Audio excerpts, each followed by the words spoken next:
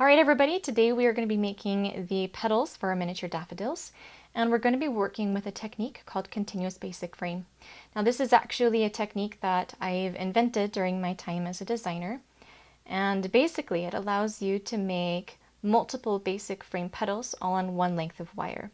Now, there's a couple of benefits to using a continuous basic technique, and one of them is that because all of the petals are attached together, it makes assembly faster and easier. With regular basic frame, we would have to add these petals to our flower stem one or two at a time. But with continuous basic technique, you can just add the entire unit at a time. Now, the other benefit is that normally basic frame would have one or two bottom wires coming out of each petal. But with continuous basic frame, you only end up with two bottom wires. So it helps keep your flower stem thinner and tidier as well. All right, let's go do the demo. All right, I've got my beads pre-strung onto 24 gauge copper core wire, and I'm ready to go with my petals. Now, to start a continuous basic frame component, we actually need to make a loop in the bottom of our wire. Now we're going to need to leave a starting tail wire at the beginning, which is about 2 to 3 inches, just like we would do for any other continuous technique. And then we're going to count out 6 beads for the basic row of our first petal.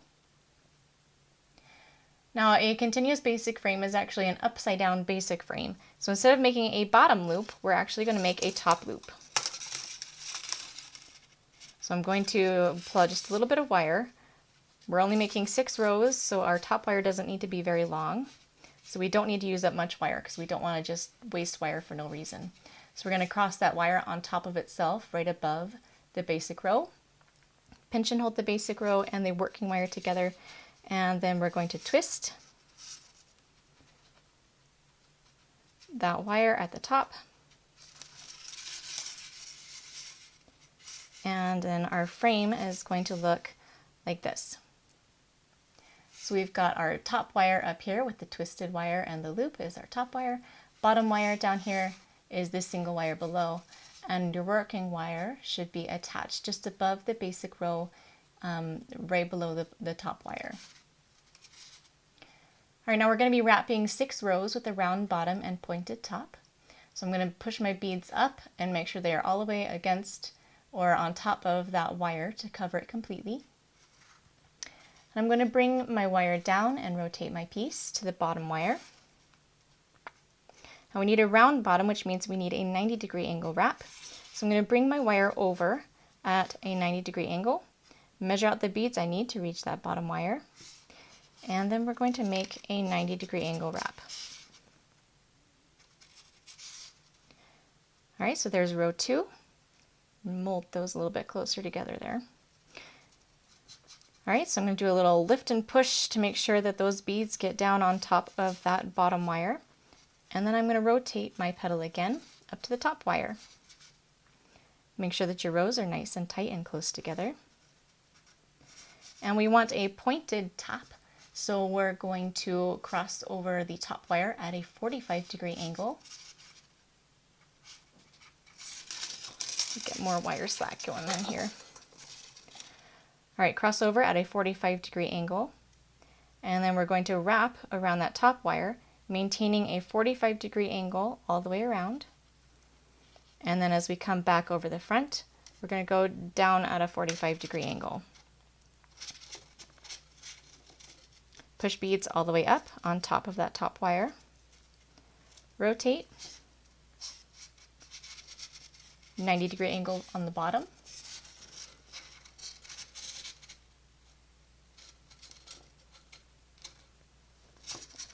Rotate and make a 45-degree angle at the top.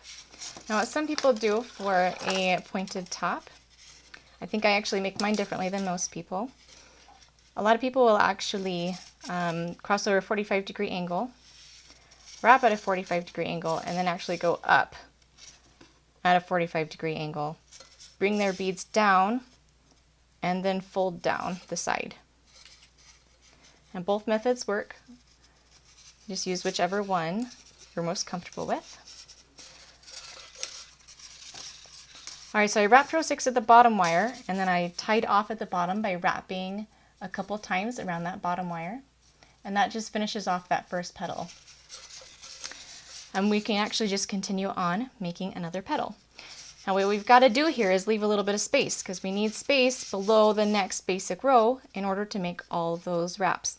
This is kind of like a wraparound loop where you need to leave that space below. I'm going to measure this.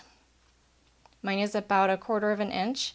I'm going to leave a little bit more than that just to make sure that I have room to make those wraps, and a little tiny bit of space below the petal once I'm done. All right, I'm going to bend it there just to mark that spot. You don't have to if you don't feel like you need to. And then count out the beads for our next basic row. And I'm going to push them down. Now the tricky part here is in holding this space while twisting that top wire so it doesn't shrink. You don't want this little space here to get any smaller. So I like to kind of put my forefinger in that space and kind of push it in a little bit. That'll make sure that the beads can't really slide down quite as easily. All right, then I'm going to make my top wire by crossing that wire on itself right above that basic row, pinching and holding, and then twisting those two wires together.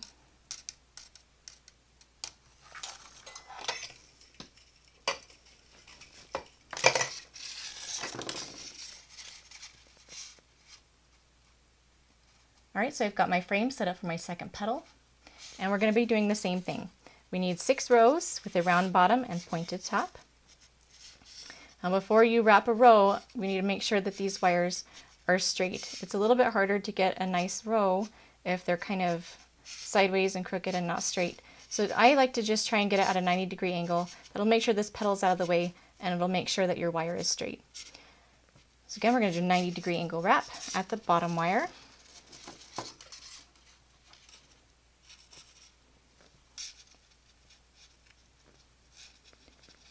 And a 45-degree angle at the top wire. Now I know my finger's a little bit in the way here. That's because I like to grab and pinch that row and hold it in place while I do this wrap. That way nothing moves around on me, and it gives me a little bit more control. So I'm sorry, my hands are a little bit in the way here. All right, pinch and hold, 45-degree angle, wrap around, down at a 45-degree angle. Bring beads up, rotate, bottom wire, 90-degree angle. Make sure those beads cover that bottom wire. 45-degree angle.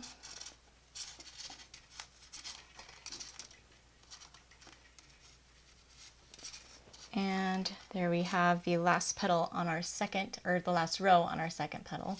So I'm going to tie off that petal. And you can see I've just got a little tiny bit of space left over between those petals. And that's pretty much what you want. You don't want more space than that. Or when you go the cone, let me get this one here, or the cone isn't going to plug the hole between the petals. You'll end up with a unit that is really wide, and then you're going to end up with a hole that's too big for the cone to cover. So try and watch your spacing with these. Now, the good thing with spacing sometimes is that if you have a space that's too wide between these two petals, sometimes you can take this working wire, or not the working wire, but this little space between, and kind of wrap it again around the bottom of the first petal. So if this one were really large, I could kind of wrap again, and it would help to shrink that space. But I don't really need to do that here.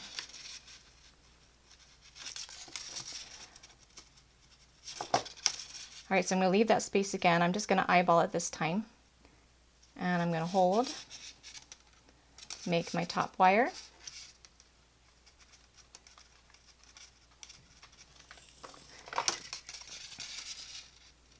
And I probably left a little bit too much space. I'm seeing that's a little bit large, so I'm going to twist a couple more times to kind of shrink it downward a little bit. Okay. Now I can wrap my rows, make them straight, 90 degrees.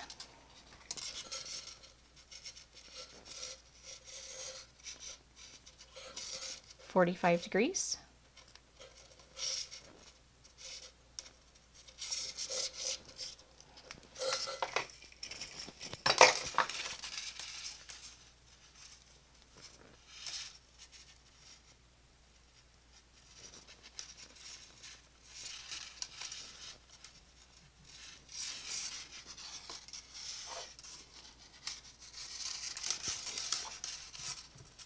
All right, so there's my first 3 petals, and you're actually going to continue until you have 6. I'm going to do that and be right back.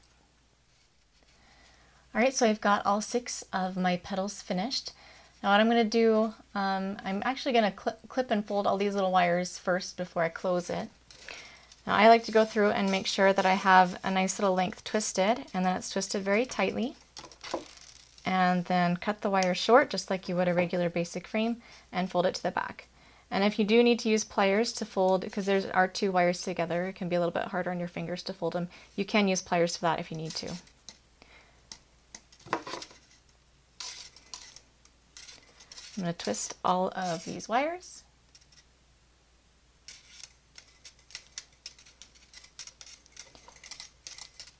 All right, clip them.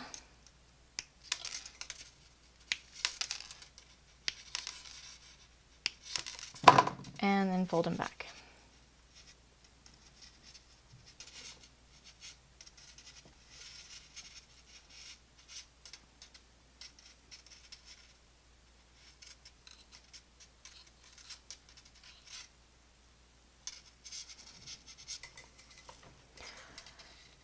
All right, so I've got all those top wires taken care of, and now I'm going to actually alter the overlap pattern here.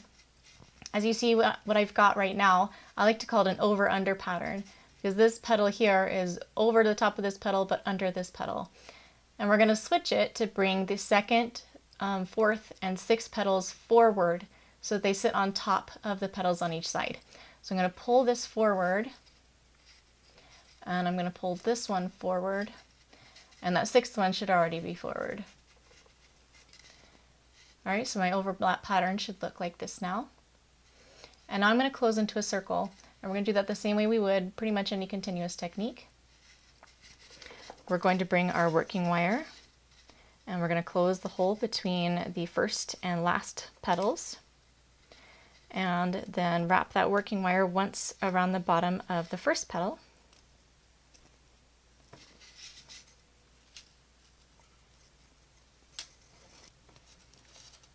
And my hole is small enough here that I don't really think I really need to center that wire, so I'm just going to twist these together a couple times. 1, 2, 3.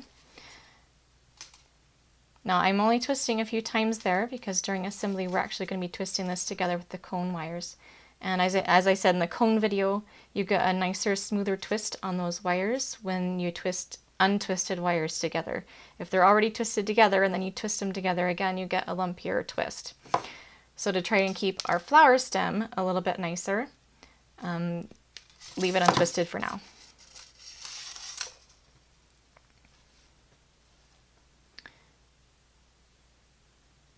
All right, so there we have a finished miniature daffodil petal unit, and you need one of these for each flower.